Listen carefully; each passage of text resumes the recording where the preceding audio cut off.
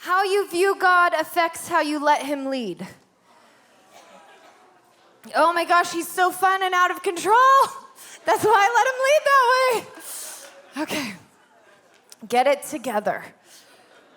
I don't know why anyone preaches drunk. Whoa! I remember I was at a conference speaking, and there was this woman, and we were sitting next to each other, and they did some kind of thing where you stand up and you turn to the person next to you. I have no idea what the woman said, because the girl I stood next to me didn't listen to any of the rules, and she just started doing whatever she wanted to, which I love. I love breaking the rules.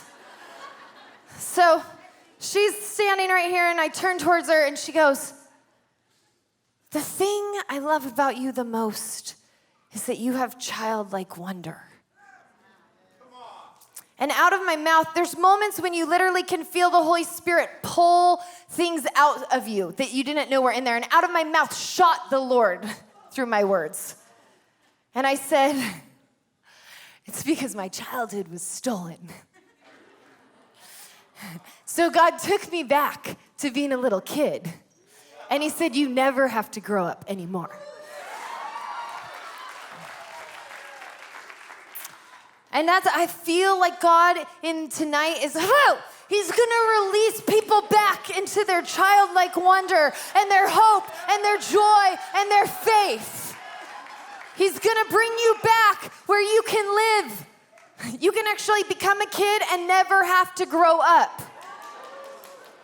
Okay, so I grew up, and my mom is mentally ill. I didn't know that when I was a kid. So as long as I can remember, she wanted to kill herself. And I remember sitting outside her door at a young age knowing if I didn't find a way to make her happy, that she would kill herself. So it was a lot of pressure. And I remember, like 6 years old, holding my mom, and she'd be crying on my shoulder, and I'd be like, "You're okay, you're gonna be fine." So my mom she didn't feel bigger than me. She didn't feel more capable than me. It wasn't like, "Oh, I can trust you because you're strong." It was like, "Oh, you're fragile." And so this is what I did. I stepped out of the daughter role, and I stepped into the parent role. Oh, it's okay. It's okay that your finances are crazy, and that your emotions are crazy, and that your marriage is crazy. I'll parent you. I can handle it. I can handle it. I'm way stronger than you, clearly. I remember with my parents' finances, my mom did not necessarily have a budgeting concept. And so I remember she always was wanting to buy me things, but I was aware of where the finances were at. So kids, right, they just receive. Kids are wide open and they receive. And they're protected and they're guarded. That's what they're meant to be. They're meant to be protected and guarded and fought for, and they're meant to be able to receive. So here I am, and I step out of child mode, and I step into parent mode. "No, Mom, I'll tell you what you can and can't buy me, because I know your finances. So now I will be in charge." And so I learned at a young age how to step out of the child spot. And God is so kind. I love, love, love. You know, it says he's a father to the fatherless. And he stepped in, and I honestly tell you this, my parents didn't have much authority to discipline me with because they were at war with each other. And so it was like, "Oh, I can do whatever I want." The Lord stepped in, and he was great at boundaries. He stepped in to parent me. He was like, "No, don't do that. Don't do that. You can do that. You don't do that." And so I didn't actually get away with murder because the Lord parented me. My mom realized that was the only thing that worked. And so she would, instead of telling me what to do or not do, she would just pray, "God, tell her." My mom tried it. She'd be like, "You probably shouldn't dress that way." I'd be like, "You don't know." Why? Because all of her authority was gone. I had already taken myself out from underneath her authority because I didn't view her authority as something I wanted to be led by. And so when she tried to tell me things like, "You should dress differently," I was like, "I'm not listening to you. I'm stubborn. I don't listen to you about your money. I don't listen to you about anything. I'm the one who takes care of you. I should be making your rules." And so, God would then come to me. I remember going to my mom, hey, Mom, God told me that I really need to change the way I dress. She's like, oh, really? So God, there's this amazing thing where God steps in to parent you. And I'm so thankful for that. But it took me years realizing that because I felt out of control as a kid, this is what the accuser does.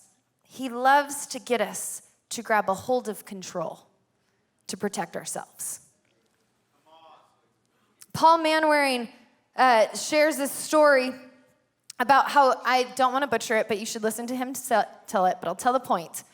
God came to him and said, you stopped being a son the day your dad died. See, being a daughter or a son is a heart posture. And I stepped out of that heart posture. And so what God had to do is he had to bring me into seasons over and over and over again where he taught me that he was safe enough to let him lead, to let him be dad, to let him be bigger than me. From the beginning, the accuser, okay, this is what happens. The accuser is an angel, and everybody's like worshiping. They're like, yay, God, you're the best. Can't wait when I get to do that forever. That'll be awesome. So everybody's excited about God, and then Lucifer is like, hey, I have an idea. Come worship me. That'd be awesome, right? And then, I'm butchering this story also. Did I tell you that I'm dyslexic? So sometimes Bible stories. The point is, here's the point. Lucifer decides that instead of just receiving from God, he would like to do his own thing. He'd like to be independent. He chose independence and control over God. And since then, he's been trying to get us to do the same. From the very beginning of the Bible, when it starts with Eve, and the accuser comes up to her, and he says, did God really say you must not eat from any tree in the garden? If you eat from it, you will be like God. Is basically what he says. Did God really say that? Why did he say that? He knows that if you eat from it, you'll be just like him. He wanted to sow mistrust. He knew that isolation and control would separate humanity from God. So the accuser always wants independence, and God is always after relationship.